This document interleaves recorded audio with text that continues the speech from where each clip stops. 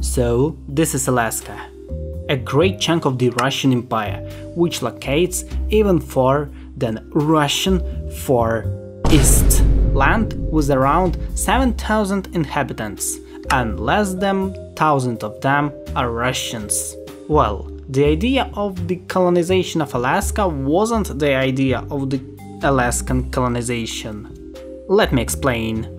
So this is the west coast of the United States and Canada. And Russia wanted to take all of it, because they wanted to establish their great control of the whole Pacific Ocean. They even tried to colonize Hawaii to reach this goal. But the reality was worse than the Russians thought. If we look at the Russian map, we see that Alaskan land wasn't a unique one for them. Gosh, they have millions square kilometers of the same uninhabited land. They had the full control of Siberian land, which is pretty similar to Alaska. But the difference between Alaska and Siberia is Bering Strait. Back in the days, Russia did not even fully discover Central Siberian lands that they own since the medieval ages. And I don't even want to talk about Far East. But if we compare Alaska to the Far East, well, Far East was a truly discovered place. And I guess you know one empire which truly loved to discover new lands in the North America and had confrontation with Russia. Yep, it's British Empire.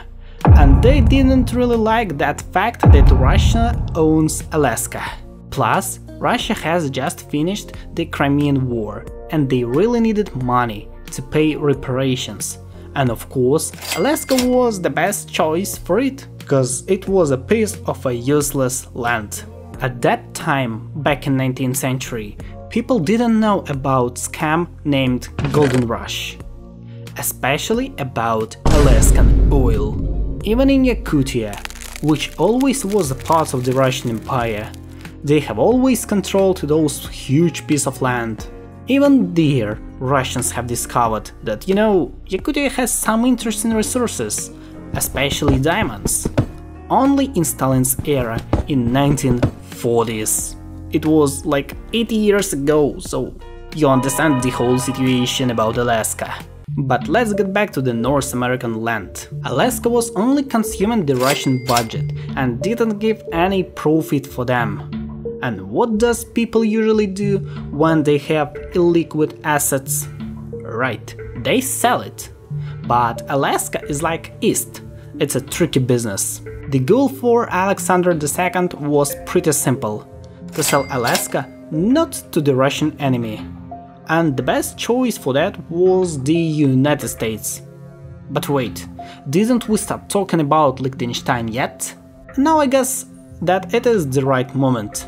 So for people who didn't know, House of Romanov and House of Liechtenstein had a good relationships between their families. Plus, don't forget about size of the Liechtenstein, because it is one of the smallest European countries and it's only half bigger than Poltava city, in which I live, which is considered as a small regional center in Ukraine.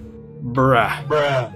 In 2018, House of Liechtenstein confirmed fact that before suggesting Alaska to the United States, Russians suggested it to them.